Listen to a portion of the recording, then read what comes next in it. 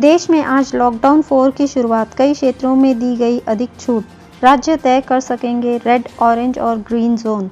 देश में जारी कोरोना वायरस के महासंकट के बीच लॉकडाउन 4 की शुरुआत हो चुकी है। अब 31 मई तक देश में लॉकडाउन रहेगा, जिसमें कई तरह की छूट दी गई है। केंद्र सरकार की ओर से रविवार शाम को इस लॉकडाउन के लिए गाइडलाइंस जारी की गई है, जो पहले से काफ़ी अलग है। इस लॉकडाउन में राज्य सरकारों की ताकत कुछ हद तक बढ़ी है, वहीं आर्थिक गतिविधि को अधिक छूट दी गई है। अब राज्य सरकारें तय करेगी कि प्रदेश में रेड, ऑरेंज और ग्रीन जोन कौन सा है।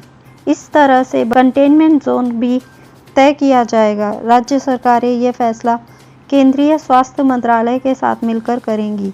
कंटेनमेंट जोन को छोड़ अब देश के हर इलाके में ई-कॉमर्स को होम डिलीवरी की छूट दी गई है। पहले ये छूट सिर्फ ज़रूरी सामान के लिए थी, लेकिन अब गैर ज़रूरी सामान भी डिलीवर हो सकेगा।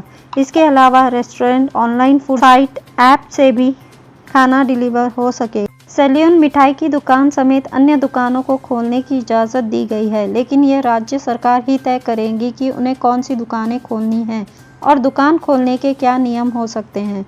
यानी आर्थिक गतिविधि को पूरी तरह से खोला जा सकता है, सिर्फ नियमों का पालन जरूरी है। पिछले 50 दिनों से बस सर्विस अब खोल दी गई है।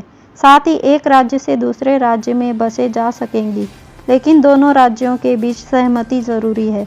इसके अलावा प्राइवेट वाहन भी एक राज्य से दूसरे राज्य जा सकेंगे, लेकिन सोशल डिस्टेंसिंग, मास्क, दोनों राज्यों की हेल्थ एडवाइजरी का पालन जरूरी है। लॉकडाउन के बीच पहली बार स्टेडियम और स्पोर्ट्स कॉम्प्लेक्स खोलने की इजाज़त दी गई है। हालांकि यहाँ सिर्फ खिलाड़ी आ पाएंगे। अब कंटेनमेंट इलाकों को छोड़कर पान, गुटखा, शराब की दुकानों को खोलने की इजाज़त दी गई है, लेकिन सड़क पर थूकना या गंदगी फैलाना पूरी तरह से मना है। ऐसा करने पर जुर्माना लग सकता है। लॉकडाउन में आर्थिक गतिविधि को बढ़ावा देने के लिए सभी तरह के ट्रकों को मंजूरी दी गई है, जो एक राज्य से दूसरे राज्य में जा सकेंगे। हालांकि इस दौरान राज्यों को अपने अनुसार नियमों का पालन करवाना होगा। पिछले लॉकडाउन की तरह इस बार भी पैसेंजर ट्रेन, घरेलू विदेशी उड़ान, metro service, cinema hall, shopping complex बंद रहेंगे। इसके अलावा सार्वजनिक कार्यक्रम, धार्मिक स्थल, राजनीतिक कार्यक्रमों पर पाबंदी जारी रहेगी। किसी भी शादी समारोह में सिर्फ 50 लोग ही एकत्रित हो सकेंगे। वहीं किसी अंतिम संस्कार में 20 से अधिक लोगों के इकट्ठा होने की अनुमति नहीं है। दफ्तरों को भी खोला जा सकता है, लेकिन 33 से 50% दफ्तरों के साथ ही खोला जा सकता है।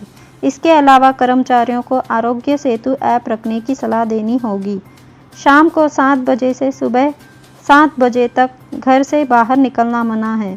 अब नाइट कर्फ्यू जारी रहेगा। इसके साथ ही 65 वर्ष से अधिक, 10 वर्ष से कम उम्र के लोगों का घर से बाहर निकलना मना है। साथ ही प्रेग्नेंट महिला का बाहर निकलना भी मना है।